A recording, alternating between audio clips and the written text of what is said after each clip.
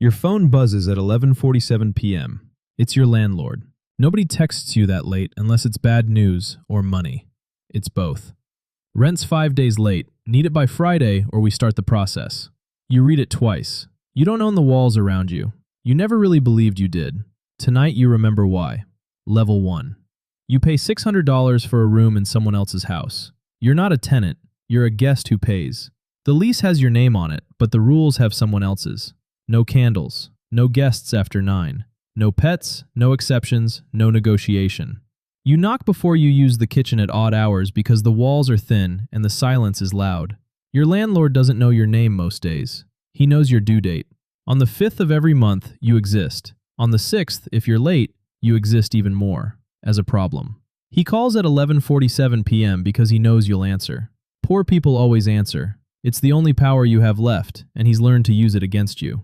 You ask about the broken heater in December. He says he'll look into it. He never does.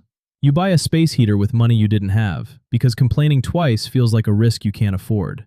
Somewhere, in a filing cabinet you'll never see, there's a note with your name on it. Late twice. Complains about maintenance. That note follows you.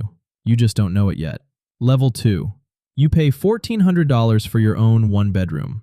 For the first time, a landlord actually asks how you're doing. It's small talk, but it's the first small talk you've gotten from someone who owns something you live inside. You pay on time. He notices. Not because he cares, because a tenant who pays on time is rare enough to remember. You ask for a repair. He responds within the week. Not because you're special, because a $1,400 tenant who leaves costs him more than a $1,400 tenant who complains a little.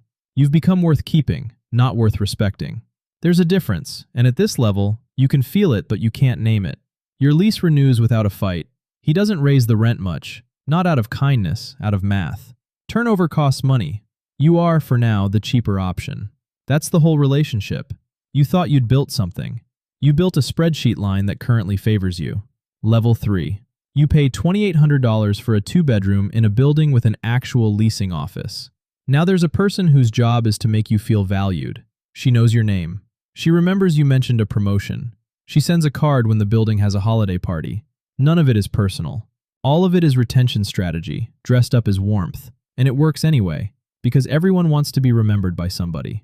You request a repair through an app now, not a text at midnight. A technician arrives within 48 hours. The system runs smoothly because smooth systems keep good tenants. And good tenants are a line item on someone's spreadsheet worth protecting. You're not being cared for. You're being retained. The feeling is close enough to fool you most days. You start looking at buying. You do the math on a mortgage and realize for the first time that the landlord relationship has a ceiling. Somewhere above you, people don't rent from someone. They rent to people. That gap starts to matter more than the rent itself. Level 4. You own a home worth $600,000 and you rent out your old condo. You're the landlord now. You understand, suddenly and uncomfortably, every bad thing you used to say about landlords. The tenant is 3 days late. You feel your jaw tighten before you even decide to feel anything. You draft a text, delete it, draft it again. You remember being on the other end of that text at 11:47 p.m., and for a moment you almost don't send it. You send it anyway. Business is business, and the mortgage on the condo doesn't wait for your feelings to sort themselves out. You tell yourself you're fair. You are, mostly. You still keep a note about the tenant who's asked twice about the water heater. You didn't mean to become the filing cabinet. You just did. Your own landlord, the one on the $600,000 house's original mortgage, the bank, never calls you at 11:47 p.m. The bank sends a statement. Polite. Predictable. You realize the difference between renting from a person and owing a bank. The bank doesn't need you to be afraid. The bank already has the house as collateral. Fear was only ever a tool for landlords who had less leverage than they pretended to. Level 5. You own $10 million in real estate, spread across a dozen properties you've mostly never seen. You are not anyone's landlord anymore. You're a name on a corporate filing, 3 layers removed from the person who calls the plumber. A property management company handles the 11:47 p.m. text now. You've never sent one. You've never had to. Somewhere, a tenant is checking her phone with a knot in her stomach, waiting to hear from someone about a late fee. She will never know your name. The entity she deals with has an LLC attached to it, and the LLC has your name attached to it. 3 signatures deep in a filing cabinet nobody opens unless there's a lawsuit. You are, to her, The same faceless system you once feared. You just can't feel it from this side. Distance is the whole product wealth is selling you. You paid $10 million for the privilege of never having to see what your money does to somebody at 11:47 p.m. Your phone buzzes tonight. It's not your landlord. It's a property manager, asking which of your buildings should raise rent by 4% this year. You say yes to all of them. It takes you 11 seconds. Somewhere in one of those buildings, a woman reads a notice taped to her door and does math she can't make work.